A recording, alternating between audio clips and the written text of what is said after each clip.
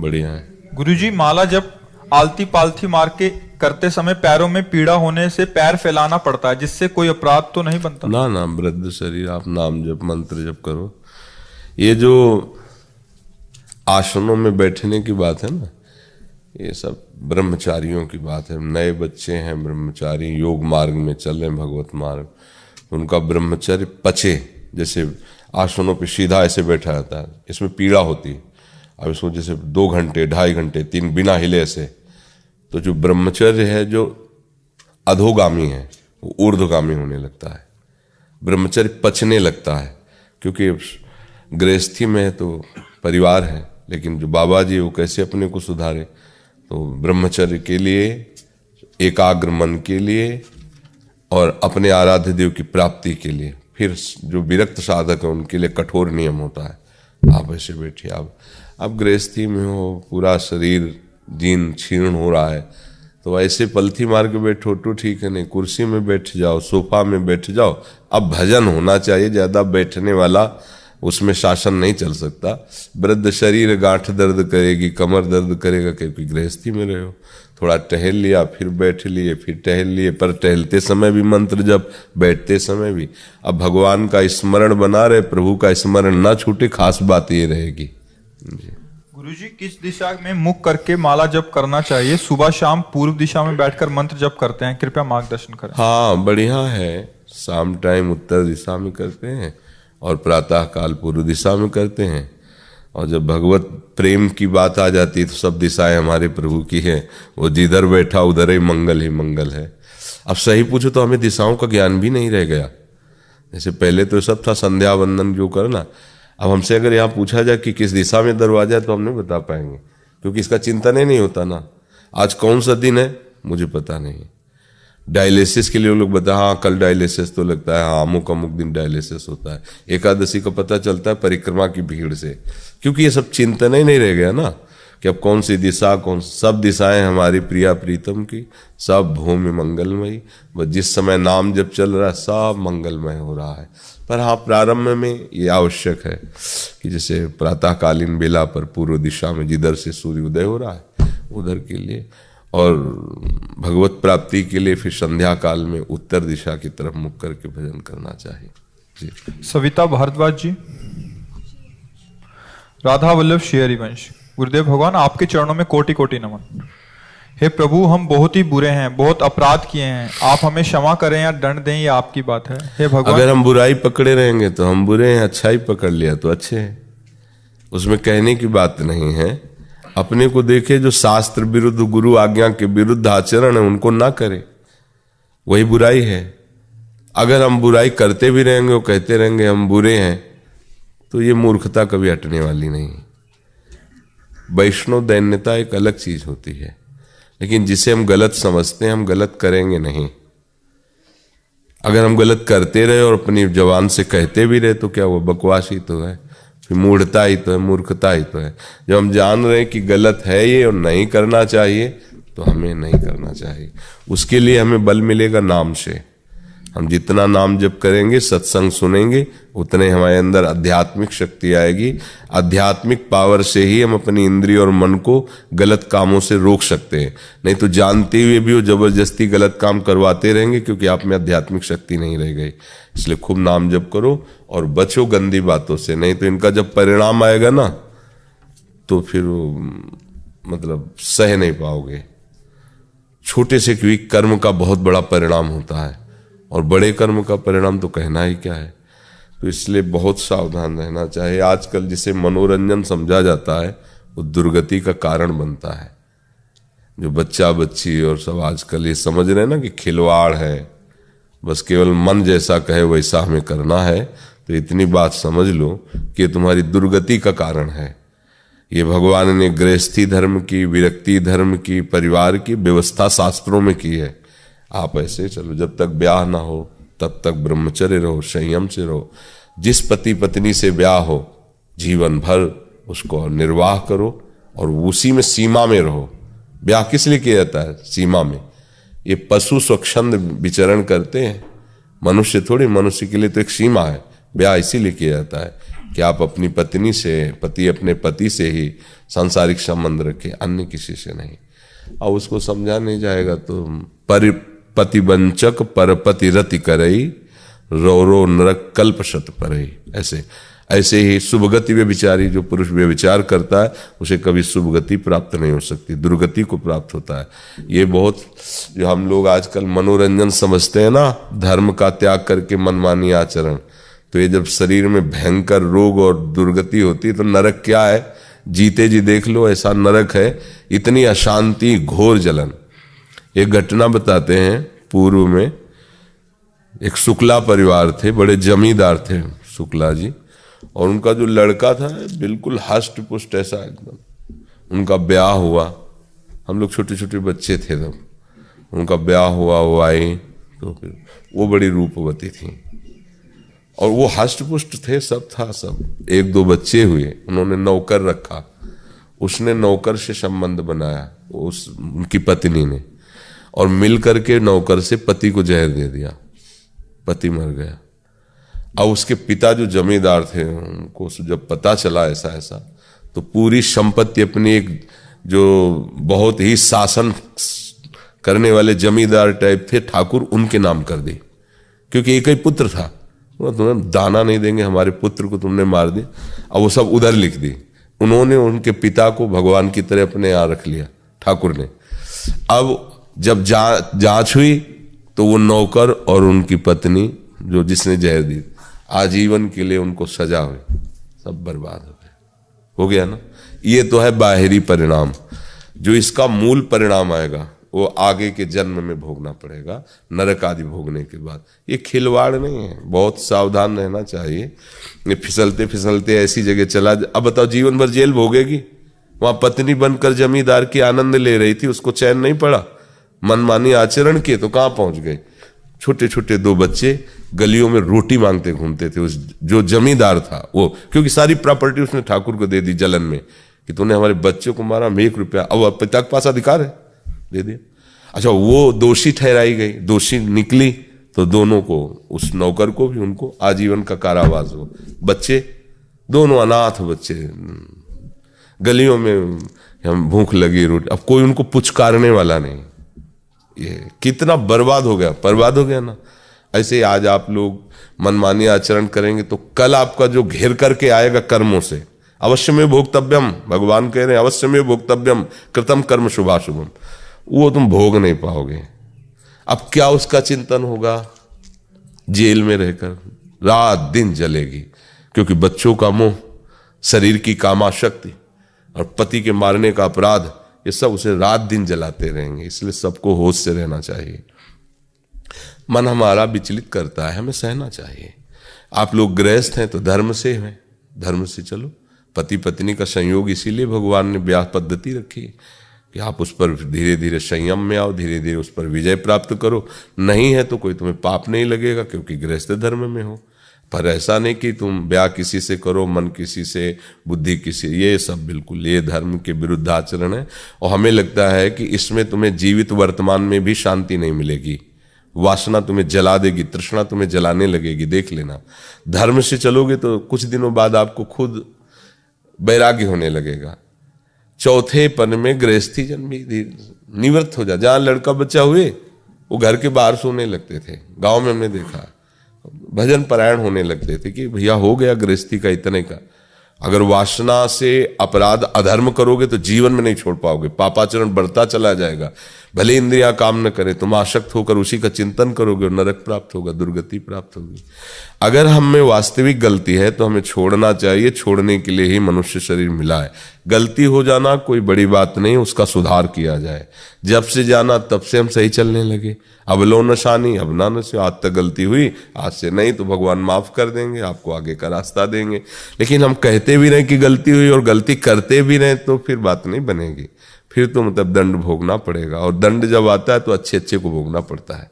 बड़े, अब जैसे पूर्व जन्म में कोई कर्म बना हमसे तो हमारी दोनों किडनी फेल है, अब डायलिसिस हो रहा है, ये परेशानी वो ये तो कृपा कहो कि लाडली जी की शरण में बचपन से भगवान के मार्ग में, तो ऐसे गोद में लिए, नहीं तो गृहस्थी में होते ना तो सड़ते होते, डिप्रेशन में होते, कुछ करने लायक नहीं, कितना खर्चा कहाँ से कैसे, ये भगवान के ये कर्म का ही फल है। किसी न किसी जन्म के कर भीष्म जी जब बाणों की सैया पे पड़े हैं ना, तो भगवान से कह रहे हैं ऐसा हमने इस जन्म में क्या कर्म किया, बाल ब्रह्मचारी सब। उन्होंने कहा नहीं, पीछे पीछे हिसाब, ये पिछला हिसाब चल रहा है, 6 महीना बाणों की सैया पर। कर्म अब देखो इतने बड़े महापुरुष को भी भोगना पड़ रहा है, तो फिर औरों की बात क्या है। तो इसलिए सावधान रहो, कोई कर्म ना बिगड़ने पावे, ठीक से चलो। सुरभि तिवारी जी। श्री हरिवंश महाराज जी। महाराज जी आपके चरणों में कोटि कोटि प्रणाम। महाराज जी हमें कोई दुराचारी आत्मा कई सालों से परेशान कर रही है, उसकी सद्गति क्या करवाई जा सकती है? इतनी प्रतिकूलता में हमारा मन सब जगह से उदासीन हो जाता है, रात को सोते टाइम या सुबह उठते तो मुझे बच्चा इस विषय का तो हमें ज्ञान है नहीं, हमें तो लगता है हमारा मन ही दुराचारी है और यही सब रूप रख के हमें परेशान करता है, और तो कोई है नहीं परेशान करने वाला है। बाहर से बहुत ज्यादा किसको महसूस होता है? मन को ना होता है ना, वो मन को ही तो होता है ना बच्चा।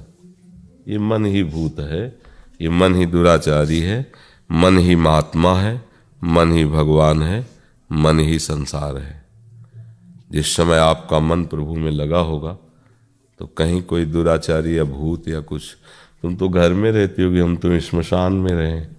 गंगा के किनारे लोग सैकड़ों लाशें ऐसे फेंक देते थे, पहले जलाने वाला कोई धनी आदमी होता था, प्रायः सब ऐसे फेंक देते। कुत्ते लाश खा रहे हैं, वहीं हमें सोना है, वहीं टहलना है। 10वें वर्ष केवल गंगा का किनारा। कभी हमें कोई ऐसा नहीं कि भूत योनि होती नहीं है, पर ऐसा नहीं कि तुम्हें टच कर सके, तुम्हें परेशान। तुम्हारा मन गंदा होगा तभी ये सब बातें होती हैं। तुम्हारे मन में मलिनता, मन में पापाचरण, पूर्व संस्कारवश पूर्व के हैं, तो जैसे गंदी वृत्तियां पवित्र मन में थोड़ी उदय होती हैं, ऐसे ही गंदे आचरण करके जो भूत प्रेत बनते हैं, अच्छे लोग थोड़ी बनते हैं। अगर इन लोगों का अटैक भी कभी किसी पर होता है तो उसी गंदगी में वो बैठेंगे, अन्य जगह नहीं बैठेंगे। हिम्मत नहीं है, छू सके ऐसी हिम्मत नहीं है, डरा सके ऐसी हिम्मत नहीं। अनिष्ट की तो बात ही जाने दो, किसी की सामर्थ्य नहीं। और ये रात दिन न बिजली है न कोई, गंगा किनारे कहाँ, अंधेरे में वृक्ष के नीचे पड़े हैं। दिन में देखा वहीं कुत्ते खा रहे हैं लाशों को, उसी के ऊपर इधर पड़े हैं ऊपर। कोई ऐसा कोई भय नहीं, कभी कुछ कोई नहीं। हाँ, हमारा मन गंदा हो, हम इन बातों को थोड़ा कम मानते हैं, क्योंकि ऐसा नहीं कि हम जानते नहीं कि जैसे 84 लाख योनियों में अन्य योनि है, ऐसे एक भूत योनि है। लेकिन भूत योनि परेशान उसी को करेगी जो उसी क्वालिटी का हृदय होगा। ये भी बात समझो। जब हम प्रभु का भजन करते हैं, प्रभु के आश्रित है, तो किसी की सामर्थ्य नहीं। संतों के पास भूत प्रेत आते हैं अपना उद्धार कराने के लिए, उनकी सामर्थ्य हो कि उनको छू ले, उनको परेशान। उसकी क्या से भ्रष्ट आत्मा है वो, उसकी सामर्थ्य क्या महात्मा को छू ले। तो अब जैसे हम नाम जप करें, भजन करें, तो सबकी आत्मा भगवत स्वरूप है, ऐसा कोई दंड नहीं हो। हमारा जब कर्म बिगड़ता ना तो घटना घटा देता है, हमें लगने लगेगा हमें भूत सवार है, कोई हमारे ऊपर आवेश आता है, कुछ मिर्गी आने लगेगी, कैंसर हो जाएगा, दिल फेल होने लगेगा। ये सब हमारे कर्म से होता है। कहीं किसी में कोई ऐसी सामर्थ्य नहीं कि हमको दंड दे सके, हमारा कर्म हमको दंड देता है।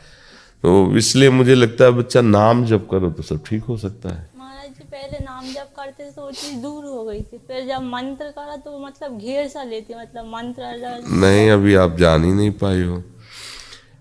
शास्त्रों नाम जपने का जो फल हो, एक बार मंत्र उच्चार, अंदर से मंत्र का सुमिरन का फल है।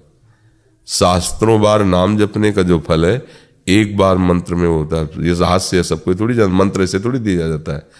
नाम खूब जप करो, इसके बाद मंत्र दिया जाता है। फिर शरणागत मंत्र खूब जप करो, फिर आपकी निज पवित्रता के अनुसार आपको फिर निज मंत्र में। तो ये बात तो बच्चा बिल्कुल हमें नहीं जमी कि तुम नाम जप करती हो तो विकार नष्ट हो जाता है, और मंत्र जप करती हो तो वो घेर लेता है। ऐसा नहीं, मंत्र बहुत सी अजीब अजीब, मतलब एक बारीक बच्चा है। आप डिप्रेशन की दवा ले रहे हो किस, तो आप ले डिप्रेशन की दवा, हम तुम्हें जो बता रहे हैं।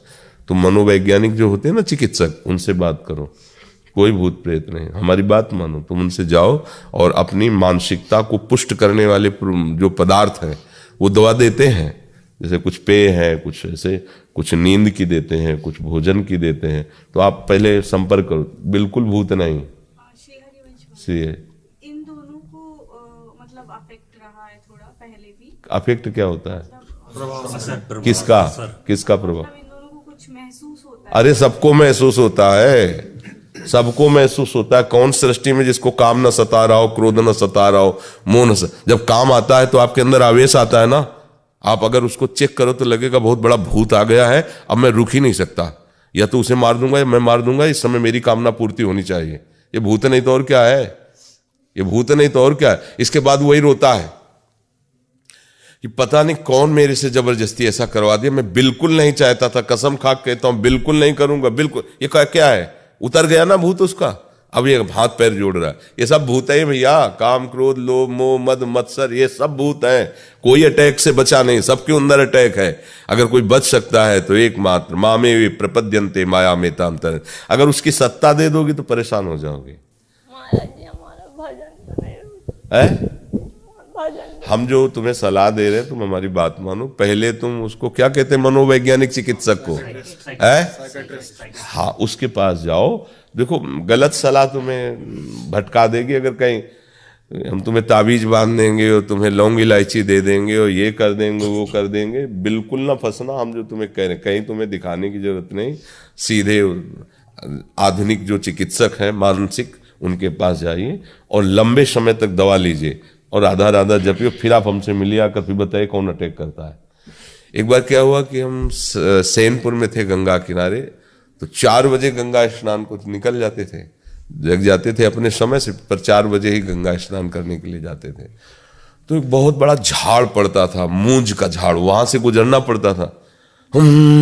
ऐसे बड़ी जोर से भन्नाट हो, पूरा झाड़ जो है ना वो कंपायमान हो जाता और कम से कम 200 पग चलना होता था झाड़ के अंदर ही। मन ने एकदम हमको भयभीत कर दिया, कोई तो है, और रोम खड़ा होने लगा। मन ने कहा आज तक नहीं रोम खड़ा हुआ, जरूर कोई प्रेत आत्मा है। मतलब तेरे के हमको अगर ये डरवा दिया, अब हम क्या बाबा जी है, रोज गंगा स्नान करने जाते, ये तो हमको मार देगा। अगर ऐसे डरवा देगा तब तो हम जी नहीं पाएंगे। नई अवस्था थी, बड़ा जिद्दी स्वभाव था। गंगा स्नान करने गए, फिर लौट के आए। जब दूसरे दिन फिर बनने से हम वहीं खड़े हो गए। हम कहा तब गंगा स्नान करेंगे जब प्रकाश हो जाएगा, हम ये जान लेंगे कौन है क्या है। खड़े रहे। सन की दिमाग होता है साधुओं का। राजा जोगी अगिन जल, इनके उल्टी रीत, परशुराम इनसे बच के रहिए, इनसे करिए थोड़ी प्रीति। सनक उनके दिमाग में आ गई तो फिर वही, क्योंकि ये बिना जिद्दी स्वभाव के मार्ग सही नहीं चल पाता। मन फिसला रहा है, फिसल ऐसी तैसी। ये ऐसे तो सूरवीरों का होता है, न भूख न सर्दी न गर्मी न बरसात, हर कष्ट से। तब वो उसको कहा जाता महात्मा। जीवात्मा नहीं कहा जाता उसे, महात्मा कहा जाता है। जगत उसकी वंदना करता है उसी अपने जिद्दी स्वभाव से, एकदम कट्टर स्वभाव, नीति में दृढ़, प्राण चले जाए लेकिन खड़े रहे। जब सूर्य उदय हुआ तो देखा मांस खाने वाली बड़ी बड़ी मक्खियां होती ना, लाखों मक्खियां उसमें बैठी।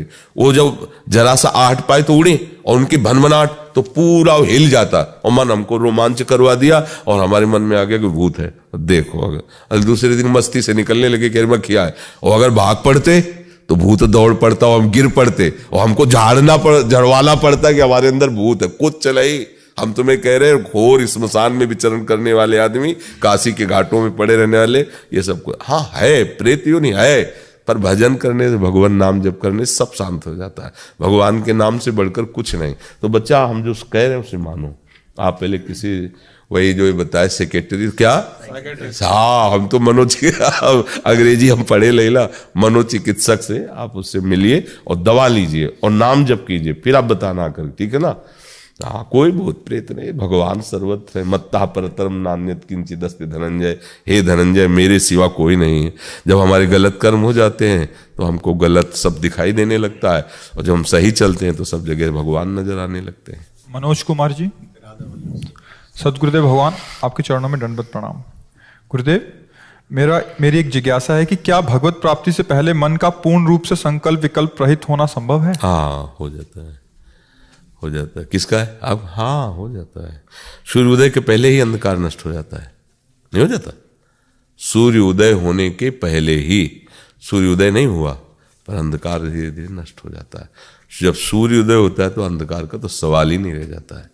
ऐसी भगवत प्राप्ति की योग्यता आने के पहले ही निष्काम, निसंकल्प, निर्विकार, हाँ वो स्थिति आ जाती है, तभी तो भगवत साक्षात्कार, वो भगवत स्वरूप होके ही भगवत साक्षात्कार होता है। ऐसा नहीं कि भगवत साक्षात्कार होगा तब संकल्प विकल्प मिटेंगे। संकल्प विकल्प अगर चलते रहे तो तन्मयता नहीं होगी, तन्मयता के बिना भगवत प्राप्ति कहाँ है।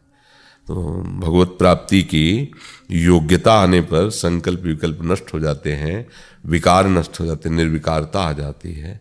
अगर भगवत प्राप्ति के बाद भी संकल्प विकल्प और विकार बने तो भगवत प्राप्ति का मतलब क्या होता है नहीं? हाँ जी, ये तो अच्छी साधना से ही खत्म होने लगते हैं। सिद्धावस्था पहुंचने के पहले ये सब खत्म हो जाता है। लगातार फिर भजन में तन्मयता बनाए रखे। विनीता जी, जय जय श्री हरिवंश। महाराज जी आपके चरणों में कोटि कोटि प्रणाम। महाराज जी मैं आपकी हूँ। अपने 3 सितंबर के स्वप्न में सत्संग के पश्चात मुझे बुलाकर कंठी प्रदान करी, मंत्र उपासना ये सब श्री जी की लीलाएं होती हैं और इस पर खास विश्वास नहीं किया जाता। हम जागृत की सत्ता नहीं रखते तो स्वप्न की सत्ता क्या रखें। हम जागृत को स्वप्न तुल्य मानने हैं। उमा कहूँ मैं अनुभव अपना, सत हरि भजन जगत सब सपना, तो सपना है ही है। पर अगर कोई भागवतिक संकेत होते हैं तो श्री जी की प्रेरणा मान ली जाती है, श्री जी का भाव मान लिया जाता है। और हमारे होने का मतलब हमारे श्यामा श्याम के होना। जो कोई मालूम कहता है कि हम आपसे शरणागत भाव रखते हैं, गुरु भाव रखते हैं, हम आपको बहुत अपना मानते हैं, तो इसका फल है श्यामा श्याम से अपनापन। अगर श्यामा श्याम से अपनापन नहीं तो फिर बातें हैं, वो नाटक है, मतलब हमसे वो अपनापन नहीं करता। हमारे अपनापन का फल होगा आपका हृदय श्यामा श्याम का अनन्य हो जाएगा, श्यामा श्याम के प्रेम में तड़पने लगेगा, श्यामा श्याम के लिए व्याकुल। अगर ऐसा नहीं होता तो आप झूठ बोल रहे हो, आप हमसे प्यार नहीं करते, आप हमें अपना नहीं मानते। हमें अपना मानने का फल होगा ये, आप देख लो। अगर आप केवल एक निष्ठ हो जाए तो आप देखो जो हमारे हृदय में चल रहा है वही तुम्हारे हृदय में निष्ठा आ जाएगी। छोटे छोटे बच्चे कौन सी साधना कर रहे हैं, मतलब यही मेरे महाराज जी, और जो हम कह रहे हैं सुन रहे, तो देखो इतने बड़े बच्चे सुधा निधि का सस्वर बिना गलती के पाठ। वो चूक बड़े बड़ों से जहाँ हो जाती है वहाँ एक शब्द हम तो आश्चर्य माना। वो छोटे छोटे बच्चियां नहीं सब बैठ कर सुधा निधि का, सुधा निधि अभी स्कूल गई नहीं है, सुधा निधि को कंठस्थ सुधा निधि, देखो सुधांशु की बिटिया रही, चतुरासी जी सुधा निधि, सब दिव्यता। केवल उनके अंदर कोई साधना थोड़ी, बच्चे केवल ये है कि मेरे महारानी श्री राधा रानी, मेरे श्यामा श्याम, मेरे महाराज जी, उसी का फल आए कि उनके अंदर दिव्यता आ रही। साधु को अपना मानने का फल होता है उसके आराध्य देव के नाम रूप में प्रेम होना। अगर ऐसा नहीं तो या तो साधु नहीं है या फिर आप ड्रामा कर रहे हो, प्रेम नहीं है। दोनों बातें हैं। या तो जिधर आप तन्मयता कर रहे हो उधर वो चीज नहीं प्रकाशित हुई है, तो सब जगह प्रकाशित नहीं हुई, या फिर आपका अंतःकरण बहुत मलिन है और आप फालतू में बातें ऊपर से कर रहे हो। नहीं तो साधु के प्रति थोड़ी भी, भगवान कपिल देव जी ने कहा है कि जो आसक्ति संसार में की जाती है वो बंधन का कारण है। यदि संत महापुरुषों से कर दिया जाए तो वही आसक्ति उसके मोक्ष का कारण बन जाती है, क्योंकि जिससे हम अपनापन करते हैं उसके गुण या दोष हमारे अंदर आने लगते हैं।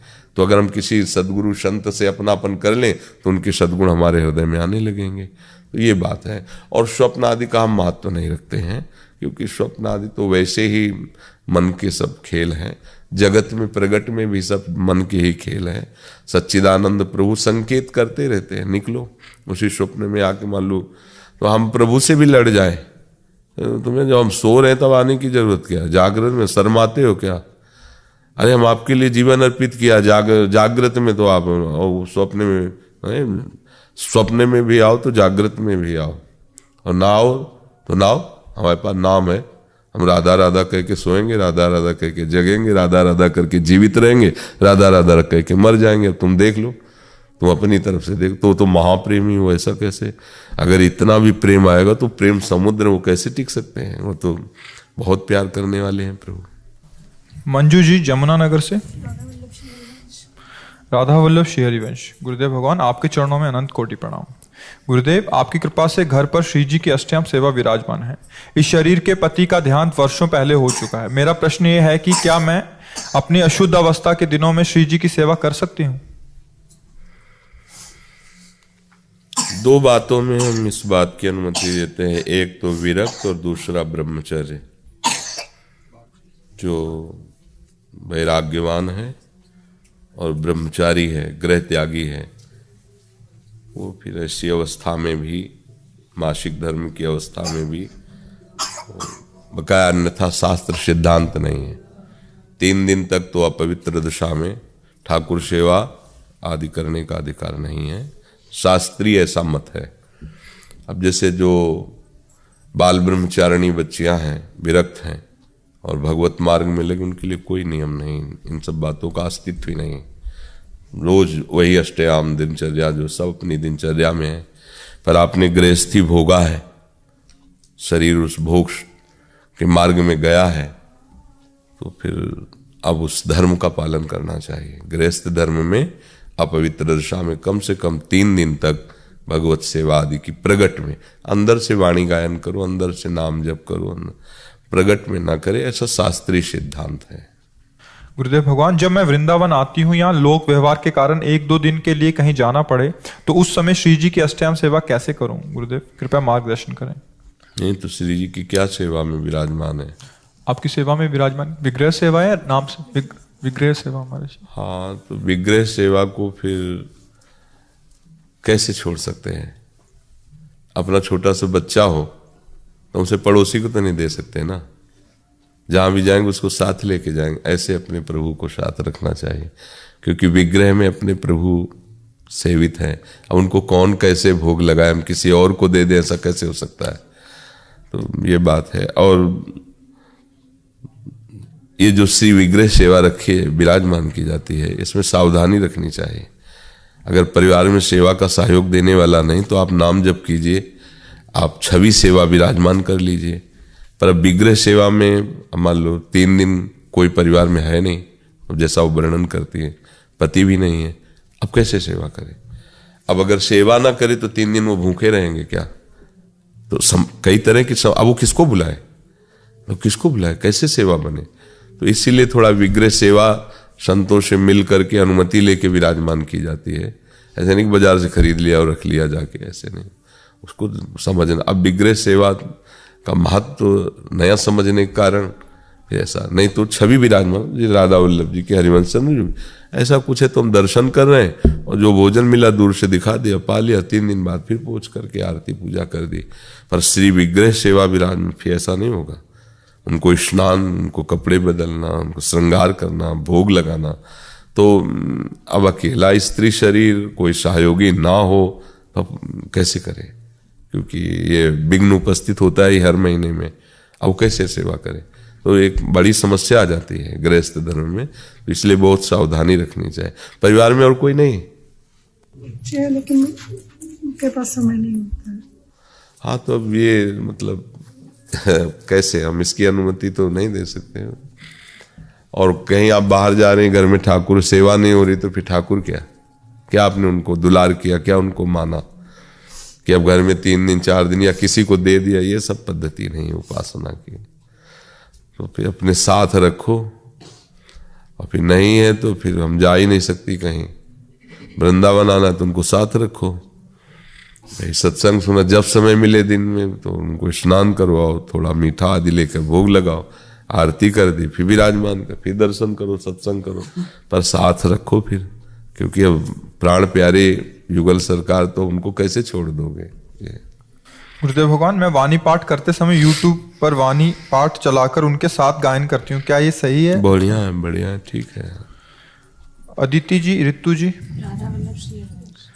गुरुदेव भगवान, आपके चरणों में कोटि कोटि दंडवत प्रणाम।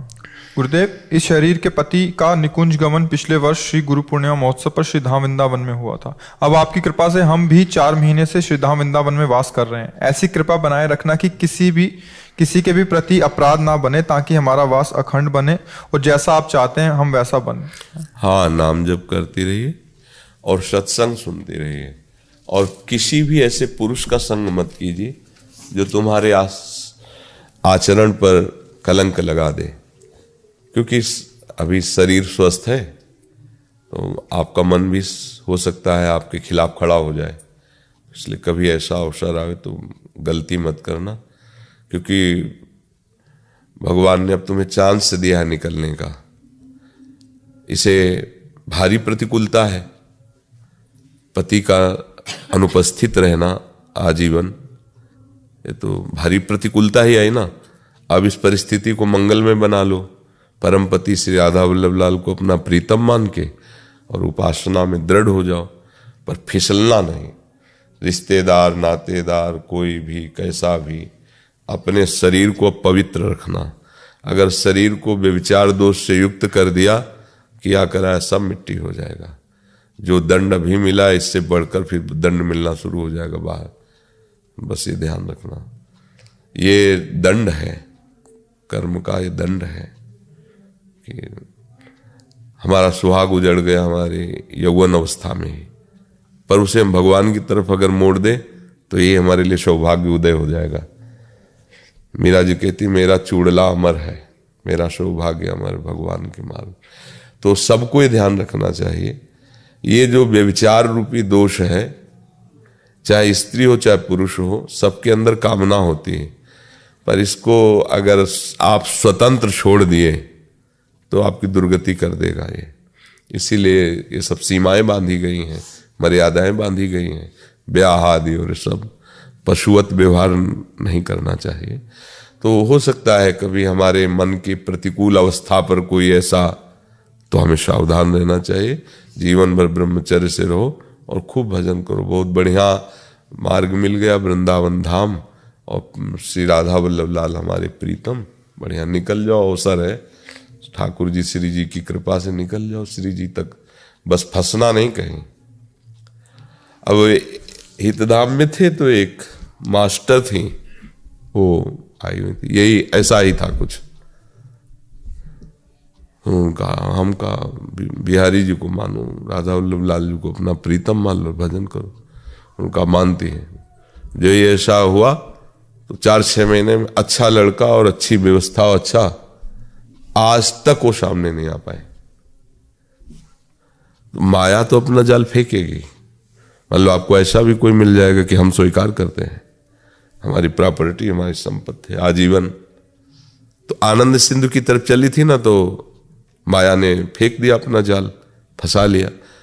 ऐसा निश्चय भगवत प्राप्ति के लिए करे कि भगवान के सिवा हम कहीं नहीं राजी होने वाली तो है, नहीं तो हो जाएगी व्यवस्था। माया है वो सब लीलाएं कर देती। इसलिए अगर प्रश्न किया है कि वृंदावन हमारा निरपराध, तो वृंदावन वास निरपराध को तो भगवत प्राप्ति, तो फिर उसके लिए आपको इस बात से हटना पड़ेगा कि जीवन में चाहे जितना कोई हमें आकर्षित करे, अब हम कुपंथ नहीं में।